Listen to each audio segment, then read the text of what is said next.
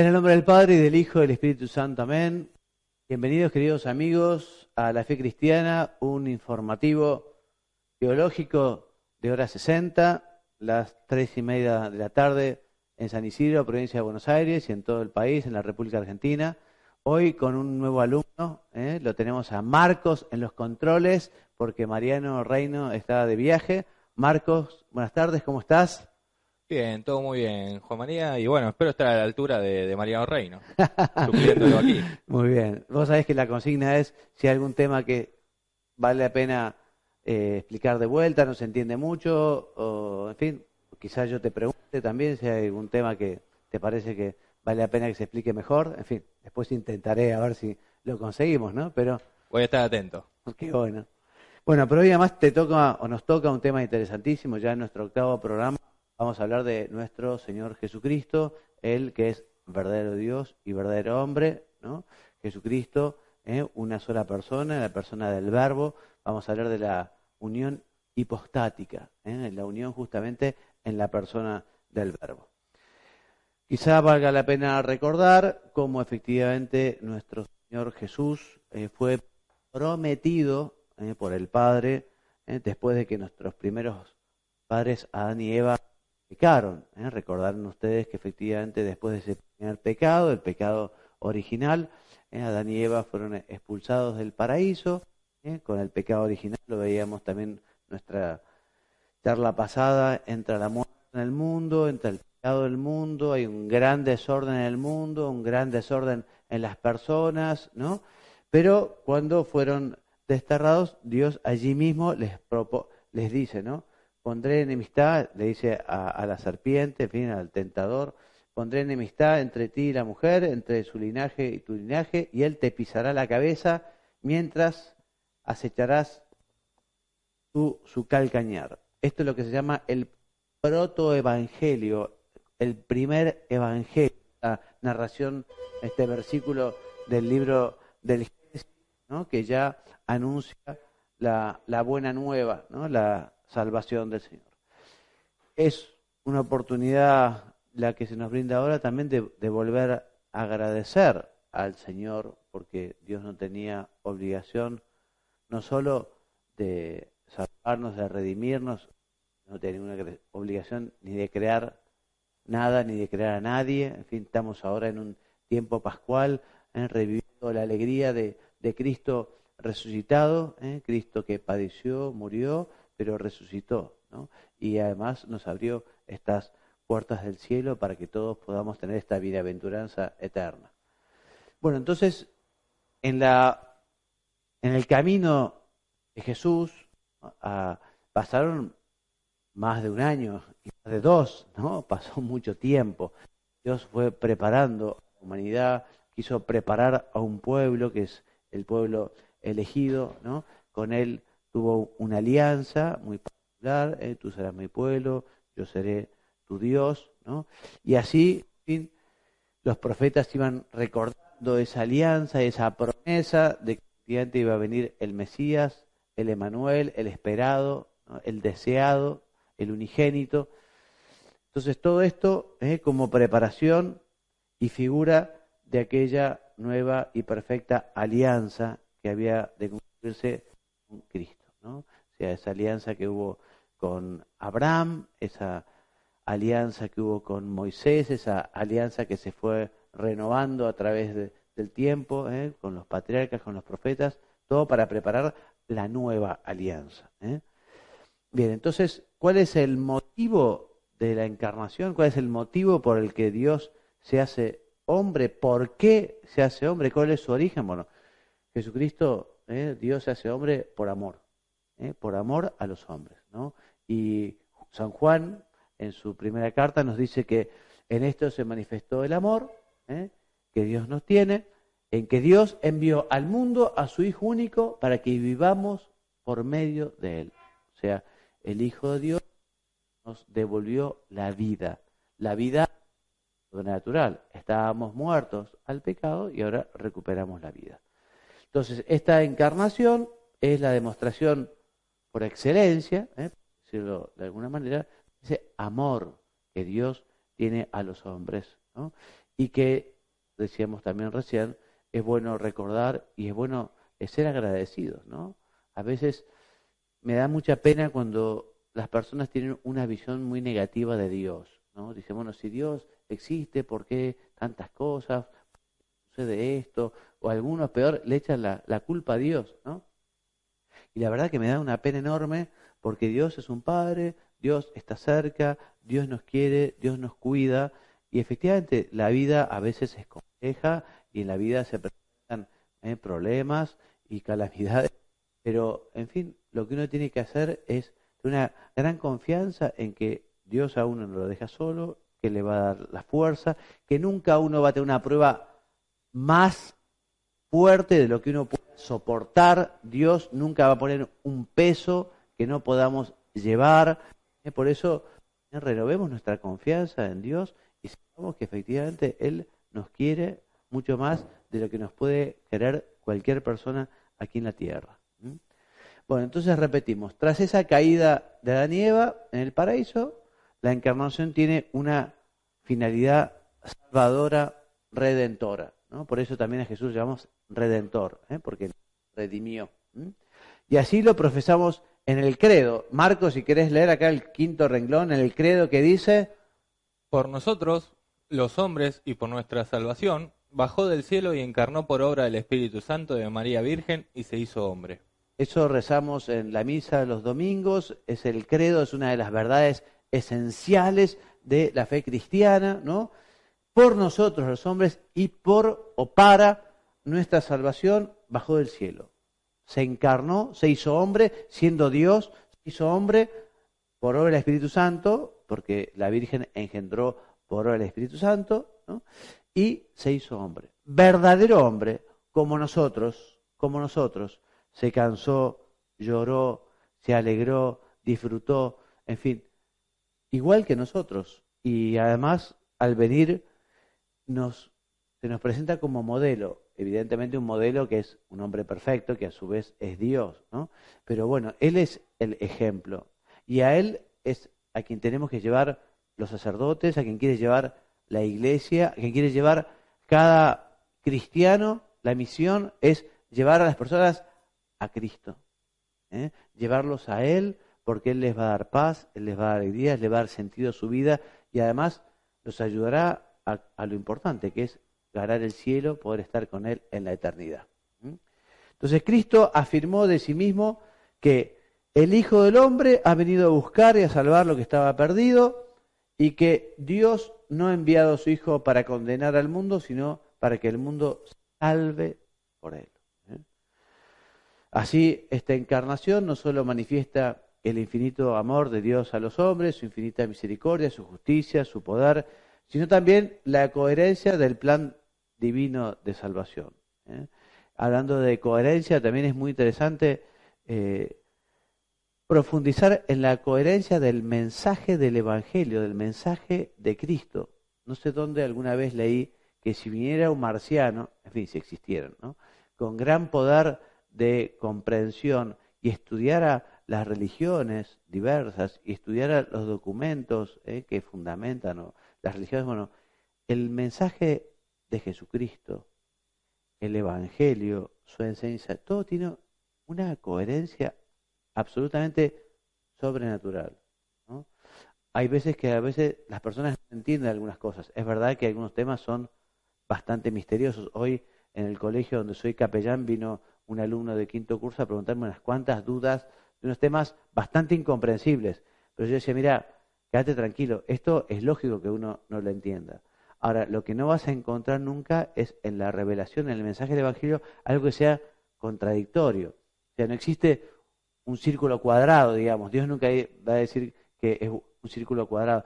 Es algo que supera la inteligencia, pero porque la incapacidad nuestra es grande, por eso, ¿no? Entonces, el acto de fe justamente consiste en creer en esas cosas que uno no entiende, pero como sabe que Dios la enseñó, Dios la reveló, entonces por eso creo. Eso es el acto de fe.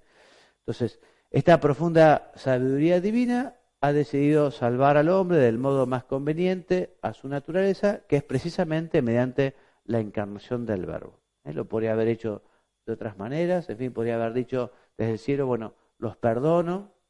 Bueno, quiso que fuera de esta manera, ¿no? De una manera muy particular, ¿no? Dios que se hace hombre.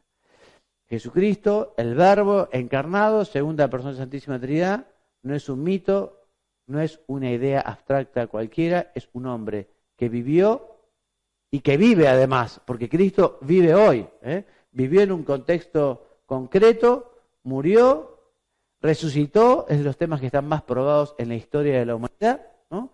Y vive. Esa es una de las grandes cosas que tenemos que llevar los cristianos. Cristo vive hoy.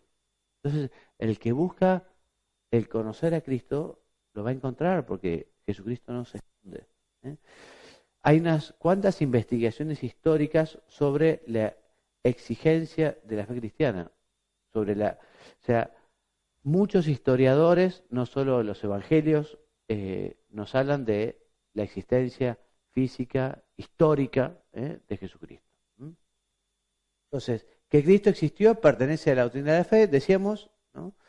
También que murió realmente por nosotros y que resucitó, pero también está probado por la ciencia histórica. Existen otros testimonios antiguos, cristianos y paganos, judíos, que nos lo muestran.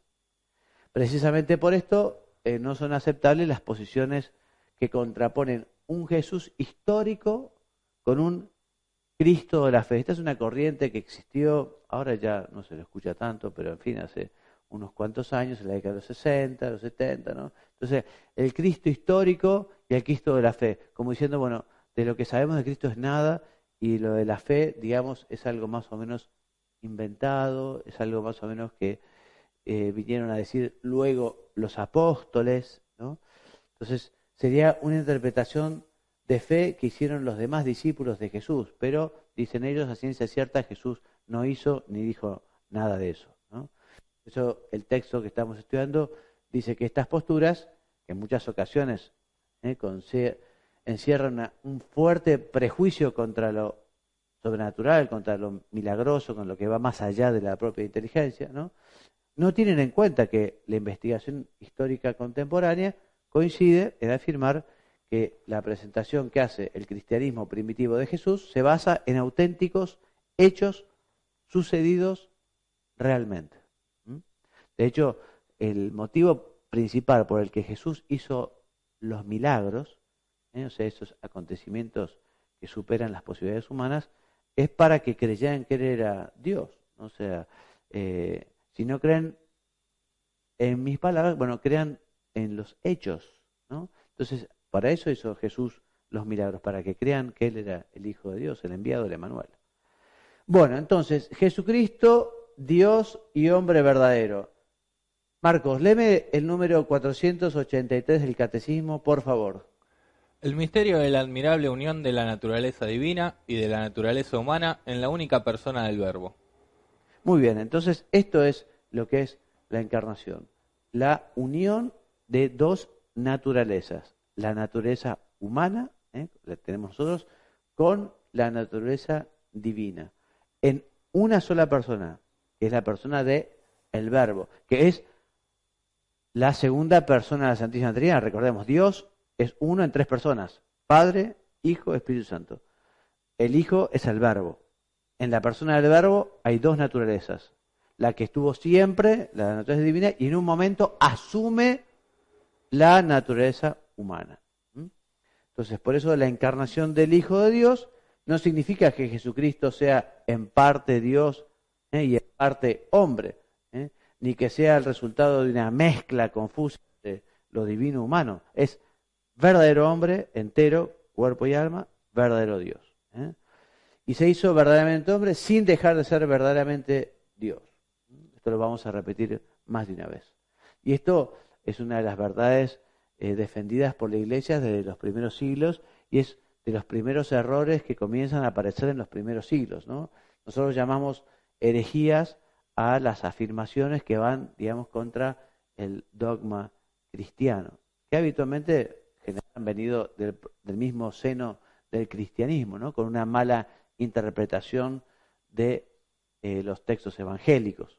Así nacen también los primeros concilios, así nacen primero los primeros tratados de teología, cuando venía alguna persona y decía algo, pero esto no parece ser lo que dice. Entonces se reunían los obispos y bueno, vamos a estudiar esta cuestión y a ver qué dice realmente la Sagrada Escritura, y hacían algunas definiciones. Así son los primeros concilios, ¿no? Que los obispos que se reúnen para resolver algunos problemas concretos de algunas afirmaciones de personas determinadas, que hoy vamos a ver algunas, ¿no? Por ejemplo, en el siglo I, de origen judío, son los ebionitas, que consideran a Cristo como un simple hombre, muy santo, muy perfecto, pero solo hombre, no era Dios. En el siglo II, el adopcionismo, que sostenía que Jesús era hijo adoptivo de Dios.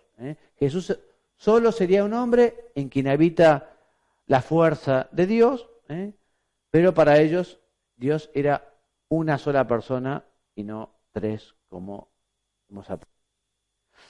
Estas herejías fueron condenadas por el Papa San Víctor, ya en el año 190, y después por el Concilio de Antioquía, en el año 268, el Concilio de Constantinopla y el Sínodo Romano del año 382. En fin, esto seguramente no se van a acordar, pero bueno, por lo menos que ustedes sepan que ya, ven, desde los primeros momentos de la Iglesia surgen ya definiciones sobre temas importantes.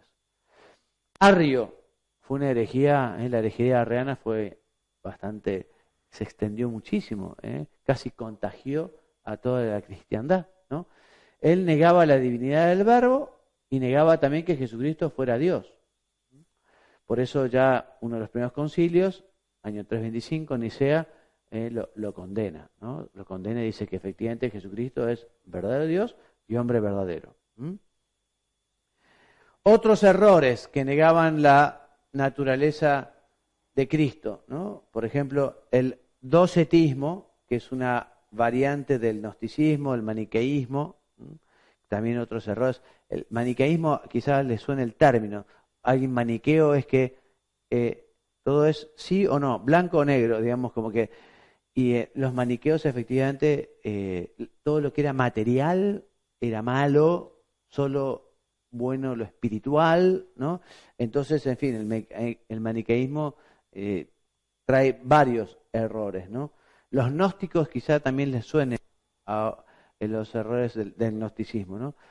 Bien, entonces, algunos seguidores afirmaban, los gnósticos, que Jesús era un cuerpo celeste, que tenía un cuerpo puramente aparente, no era verdadero hombre como nosotros, que apareció de repente, así, en Judea, sin haber tenido que nacer o crecer, ¿no?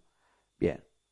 Y ya San Juan desde el inicio lo dice, ¿no? Que tuvo que combatir con este tipo de errores, y en su segunda carta afirma que muchos son los seductores que han aparecido en el mundo que no confiesan que Jesús ha venido de la carne. Algunos pensaban que todo lo que es material, lo que es el cuerpo, lo que es la carne, todo eso es pecaminoso, malo, por lo tanto Jesús no podría venir de la carne, ¿no? De la materia, en fin. Arrianismo, y también Apolinar de la Odisea, Arrio, negaron que Cristo tuviera verdadera alma humana, ¿no? Pero no existe un hombre sin alma. O sea, si Jesucristo es hombre, es cuerpo y alma.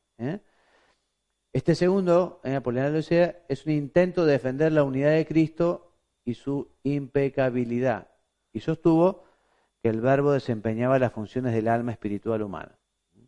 Bueno, esta doctrina supone negar la verdadera humanidad de Cristo. Bueno, y este error también fue condenado por un concilio en el año 382, el primer concilio que se realizó primero en Constantinopla y en Sínodo Romano en ese año.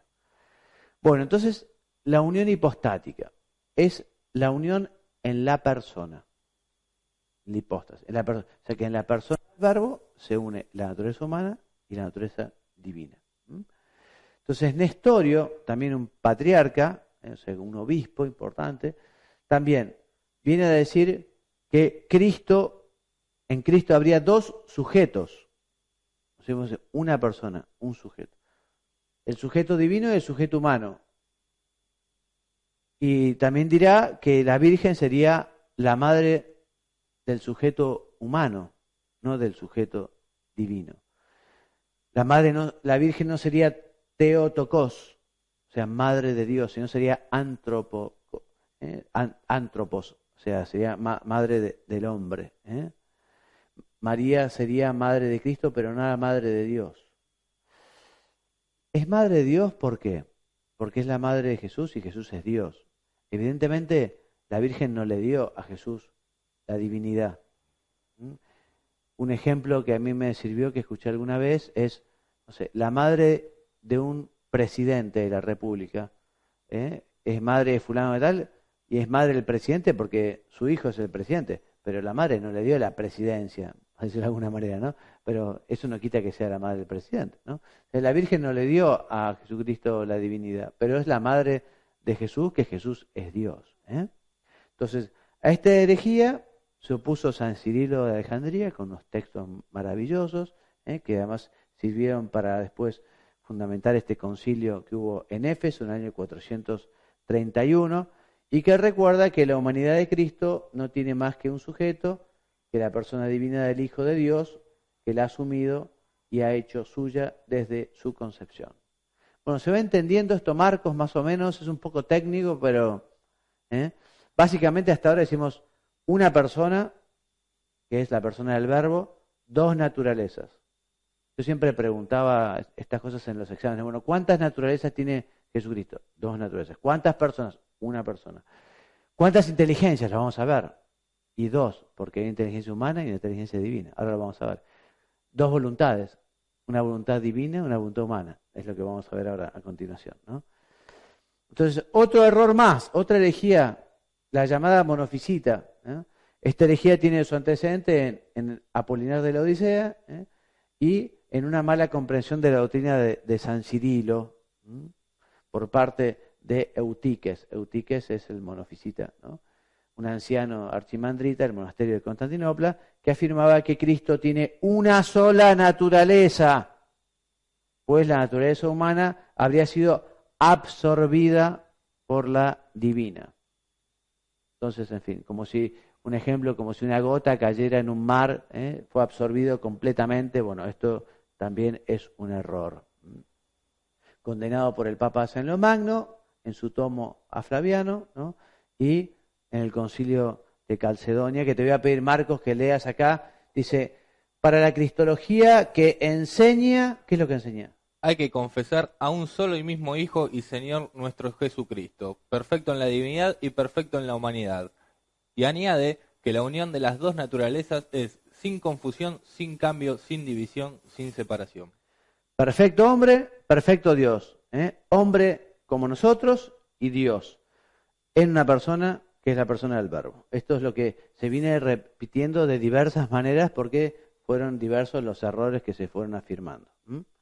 Entonces el concilio de Constantinopla, el segundo del año 533, ofrece una interpretación auténtica del mismo concilio y dice, tras subrayar varias veces la unidad de Cristo, afirma que la unión de las dos naturalezas de Cristo tiene lugar en la hipóstasis. La hipóstasis que es en la persona. Y con esto se supera un término que había sido un poco así mal interpretado de San Cirilo, que hablaba de la fisis. Porque vos imaginate que todos los términos teológicos se van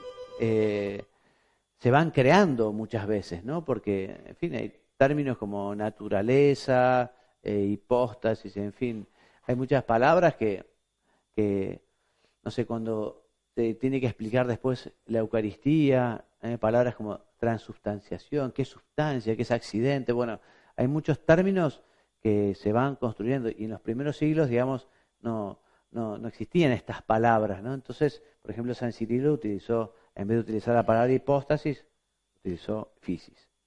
Bueno, entonces, la humanidad de Jesucristo, dice el Catecismo, que en la encarnación la naturaleza humana ha sido asumida, no absorbida, asumida, ¿no? Y que efectivamente sigue siendo hombre, ¿no? Por eso la Iglesia ha enseñado la plena realidad del alma humana con sus operaciones inteligencia y voluntad y cómo Jesucristo tenía un cuerpo humano. Alma humana y cuerpo humano. Verdadero hombre. No existe un hombre si no tiene cuerpo y alma, ¿no? Pero paralelamente, también, junto con su naturaleza humana, también la persona divina es Dios, ¿no? O sea, todo lo que es y hace en ella pertenece a uno de la Trinidad, la segunda persona, Padre, Hijo y Espíritu Santo. El Hijo es el Verbo, el Hijo es Jesucristo, Él es el que asumió la naturaleza humana, sin dejar de ser Dios. Entonces el Hijo de Dios comunica pues su humanidad, su propio modo de existir en la Trinidad. Por eso el alma de Cristo está dotada de un verdadero conocimiento humano. O sea, Jesucristo es Dios y tiene un conocimiento divino. Por lo tanto, está todo en presente, Dios conoce, Jesucristo con su conocimiento divino sabe todo, pero Jesucristo tuvo un conocimiento humano. Por eso aprendió las primeras oraciones de su mamá, la Virgen le fue enseñando las primeras oraciones, San José le enseñó al niño Dios a manejar la madera, si es que fue carpintero, o sea que Jesucristo tiene un conocimiento humano, además de su conocimiento divino. Por eso es muy bueno que nosotros recordemos esto, Cristo es hombre, o sea que Él nos comprende, está en nuestro pellejo, sabe lo que es el sufrimiento, sabe lo que es el dolor, sabe lo que es el dolor físico. Por eso comunicarse con nuestro Señor no debería ser tan difícil. Entonces, en cuanto a Cristo, en cuanto hombre posee un conocimiento adquirido, ese que iba aprendiendo, que le iban enseñando, una ciencia infusa y una ciencia propia de los bienaventurados. En fin, pero esto no lo vamos a explicar y vamos a avanzar un poco más. Entonces, la Iglesia confesó en uno de los concilios importantes que Cristo también tiene dos voluntades, o sea, tiene dos inteligencias, inteligencia humana, inteligencia divina, y dos voluntades. Una voluntad divina y una voluntad humana. Evidentemente, y esto también la Iglesia le enseña, que la voluntad humana de Jesús siempre estuvo alineada, digamos, siempre siguió o acompañó la voluntad divina, ¿no? Él, como hombre, quiso también, en fin, cumplir la voluntad del Padre. Nosotros, cuando Dios nos llama, nos pide, uno muchas veces tiene que tomar la decisión. En el Evangelio tenemos varios ejemplos, incluso el famoso joven rico, Jesús lo llamó, vení, seguime, no se animó, ¿no? O sea, bueno, Jesús como hombre también tenía un llamado, una vocación, y él aceptó efectivamente la voluntad del Padre. Entonces, por eso decimos, la voluntad humana de Cristo sigue a su voluntad divina estando subordinada a esta voluntad omnipotente. Entonces, en Cristo hay dos operaciones, las operaciones divinas procedentes de su naturaleza divina y las operaciones humanas procedentes de la naturaleza humana. Algo importante, vos, Marcos, me contabas que también estuviste relacionado con los evangélicos, ¿no? Y hay muchos que no aceptan las imágenes, ¿no? Así es. Hay muchos que no aceptan, porque hay una interpretación a veces de los evangélicos que uno adora las imágenes. Y no, los católicos no adoramos las imágenes, no adoramos, digamos, esa pieza de yeso o de madera o una estampa, digamos, es como un novio tiene la foto de su novia, pero no, lo que le gusta no es el papel, lo que le gusta es el recuerdo que le trae la foto de su novia, y recordarla y decir, bueno, yo voy a trabajar por este ideal que tengo, que es mi noviazgo, o por mi mujer, o por mis hijos. En fin, para nosotros las imágenes son un camino que nos une, digamos, a la divinidad, ¿no? Por eso dice aquí, pueden ser veneradas porque el creyente que venera su imagen, venera la persona representada en ella. Bien. ¿Qué decir del alma de Cristo? Entonces, el alma de Cristo, al no ser divina, pues es hombre, tiene cuerpo y alma, volvemos a repetir. Fue perfeccionada como las almas de los demás hombres mediante la gracia. Hemos hablado de gracia, ¿se acuerdan? Participación en la divinidad, como parecernos a Jesucristo. Bueno, Jesucristo en su alma también tuvo esa gracia habitual, es un don, una disposición estable y sobrenatural que perfecciona el alma para hacerla capaz de vivir con Dios y de obrar por su amor. Entonces, la humanidad de Cristo es realmente santa, ¿no? fuente y paradigma del amor. O sea que nosotros cuando adoramos a Cristo, adoramos su divinidad, pero también su humanidad. O sea, nosotros queremos la humanidad de Cristo. Y respecto del alma de Cristo, decimos que también ha sido elevada a la mayor unión con la divinidad, en fin, con la persona del Verbo, que puede ser elevada criatura alguna. Entonces, repitiendo lo que venimos diciendo, esta unión de la naturaleza humana con la naturaleza divina es en la persona del Verbo y se llama unión hipostática. Unión hipostática, ¿no? Bueno, también Jesucristo tuvo gracias y dones. Todos los hombres hemos recibido y Dios nos da unas gracias. También tenemos esos dones del Espíritu Santo que nos da el Señor. Bueno, también Jesucristo como hombre tuvo esas gracias y esos dones en atención a su dignidad de Hijo de Dios, pero también en atención a que Él es el nuevo Adán, cabeza de la iglesia. Otra cuestión, ¿no? Que Cristo, cabeza de la iglesia. ¿Por qué amamos la iglesia? La iglesia es una institución fundada por Jesucristo. No fue una buena idea de los apóstoles que dijeron, bueno, se fue Jesucristo, ¿qué hacemos? Y hagamos un club. Le ponemos como nombre iglesia y lo que hacemos es llevar, somos los fans de Jesús. Eso podría haber estado bien, pero no fue así. Jesucristo fue el que dijo, yo quiero una iglesia. Él fue quien llamó a sus apóstoles y Él fue quien les dio el mandato de llevar esta buena nueva de la salvación, este mensaje que nos trae. Y para ir terminando, hoy quizá un poco más rápido que lo habitual, una invitación a tener mucha devoción al corazón de Jesús, el corazón del Verbo encarnado. Además nosotros tenemos la aparición de Jesucristo a Santa Margarita María de Alacoque, en la que justamente nos revela y nos pide que tengamos veneración a ese corazón. El corazón en la Biblia y también actualmente, ¿no?, refleja lo más íntimo que tiene la persona, ¿no? Bueno, tiene un buen corazón, que dice que realmente en el fondo es bueno, ¿no? Entonces, ese corazón de Jesús que ama, ese corazón de Jesús que quiso revelarnos y regalarnos tantas cosas, ese corazón que comprende, un corazón como el nuestro. Bueno, qué importante es que aprovechemos y tengamos mucha devoción al Sagrado Corazón, ¿no? Y decirle, bueno, Sagrado Corazón de Jesús, ayúdame a tener un amor puro y limpio, ayúdame a buscar cosas que realmente construyan, realmente ayuden a los demás, me perfeccionen, me santifiquen. Ayúdame a sacarme del corazón las cosas que me degradan, las cosas que me rebajan, las cosas que te ofenden, ¿no? Por eso la devoción al Sagrado Corazón de Jesús, la devoción al Corazón Inmaculado de la Santísima Virgen. Una vez vi una imagen que me gustó muchísimo. La imagen del Sagrado Corazón de Jesús, la imagen del Corazón de la Virgen y en el medio el corazón de uno, ¿no? O sea que bueno, dice, bueno, ¿cómo me gustaría que mi corazón latiera en la misma sintonía que el Sagrado Corazón de Jesús y que el corazón sagradísimo de la Santísima Virgen, ¿no? Así que, en fin, el Hijo de Dios entonces me amó y se entregó a sí mismo por mí, nos ha amado con un corazón de hombre, con un corazón como el nuestro. Por eso el Sagrado Corazón de Jesús es el símbolo por excelencia del amor con que ama continuamente al Eterno Padre y a todos los hombres. Bueno, y hasta aquí nuestro programa de hoy.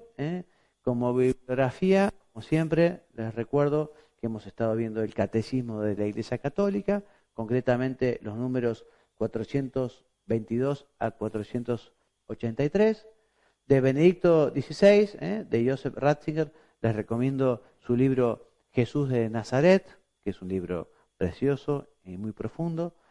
Y otras lecturas recomendadas, de Amato, Jesús del Señor, de Fernando Caris y Mateo Seco y Riestra, tres autores, El Misterio de Jesucristo, un libro muy profundo de teología, ¿no?, de cristología.